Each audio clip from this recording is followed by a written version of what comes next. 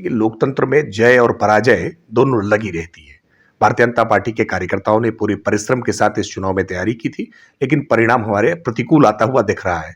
हम बूथवार इसकी समीक्षा करेंगे कि क्या कारण रहे हैं, किन कारणों से भारतीय जनता पार्टी को अपेक्षित सफलता नहीं मिली है। लेकिन एक बात मैनपुरी को लेकर के स्पष्ट है कि अभी भी भारतीय समाज में संवेदनाओं का बहुत महत्व होता है। नेताजी मुलायम सिंह यादव एक बड़े कद के नेता थे, लंबे समय तक उन्होंने प्रतिनिधित्व किया है। उनके निधन के बाद वो सीट खाली हुई थी। लोगों ने सहानुभूति की लहर पर ज्यादा ध्यान दिया और उसके आधार पर वोट पड़े हैं, इसलिए भारतीय जनता पार्टी की वहां पराजय हुई है। लेकिन जब पीएम बनाने का सवाल होगा 2024 में, तो एमपी मैनपुरी में भारतीय जनता पार्टी का बनेगा, ऐसा हमारा पूरा विश्वास है।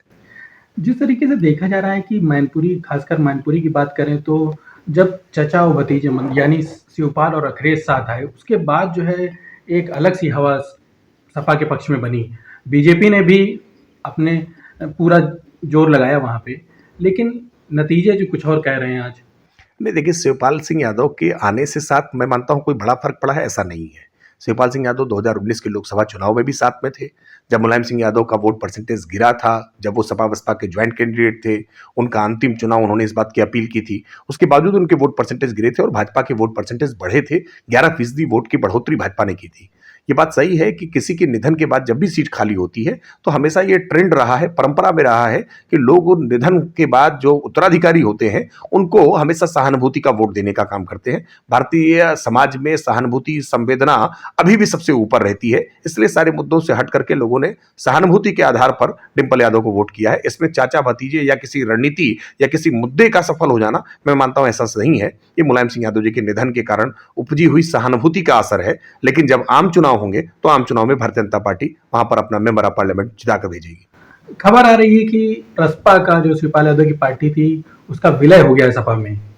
तो और आपने सुना भी होगा कि पिछला जो है उनकी स्थिति को लेकर काफी बीजेपी ने भी, मुख्यमंत्री ने ही कहा कि उनकी पेंडुलम जैसी स्थिति हो गई है। तो उनको किस तरीके से देख रहे हैं? क्या नतीजों के बाद जो है चाचा भतीजे एक साथ रहेंगे? देखिए, राजनीति में सम्मान और स्वाभिमान यह आपके हाथ में होता है। आत्मसम्मान के साथ स्वयं जीना पड़ता है। जो व्यक्ति राजनीति में आत्मसम्मान और स्वाभिमान को स्वयं दरकिनार कर देता है, उसको अपमान ही हाथ लगता है। शिवपाल सिंह यादव जब पार्टी के संस्थापक सदस्य हैं, बड़ी मेहनत परिश्रम से उन्होंने मुलायम सिंह यादव के साथ पार्टी खड़ी की थी। लेकिन सत्ता रहते हुए उनको मंत्री पद से बर्खास्त किया गया, प्रदेश अध्यक्ष पद से हटाया गया, पार्टी से बाहर का रास्ता दिखाया गया। फिर उसके बाद उनको प्रलोभन देकर के साथ लाने के लिए प्रयास किया गया। उन्होंने अपनी पार्टी बनाई, कोई सफलता उनको नहीं मिल पाई। कई बार वो आगे का पीछे, 2 कदम आगे 4 कदम पीछे की रणनीति पर चलते रहे। उनके तमाम साथी उनका साथ छोड़ गए। ऐसी अवस्था में शिवपाल सिंह यादव ने अपनी पूरी विश्वसनीयता खो दी है। इसलिए आगे आने वाले समय में उनके साथ क्या होगा, ये आने वाला समय बताएगा। लेकिन वो जवानी कुर्बान गैंग जिसने शिवपाल सिंह यादव के लिए तमाम सारे अपशब्द इस्तेमाल किए हैं, उनके साथ वो कैसे कंफर्टेबल रहेंगे, ये शिवपाल सिंह यादव के लिए साधना बहुत कठिन होगा। समाजवादी पार्टी ने अपने गढ़ मैनपुरी लोकसभा में ऐतिहासिक जीत दर्ज करी है। वहां से अखिलेश यादव की पत्नी डिंपल यादव ने करीब 2 लाख से ज़्यादा वोटों के अंतर से बीजेपी प्रत्याशी को हराया है। इस सपा की इस बड़ी जीत पर कहीं ना कहीं माना जा रहा है कि इसमें शिवपाल यादव का एक बड़ा हाथ है। उनके आने से सपा यहाँ पर मजबूत हुई थी।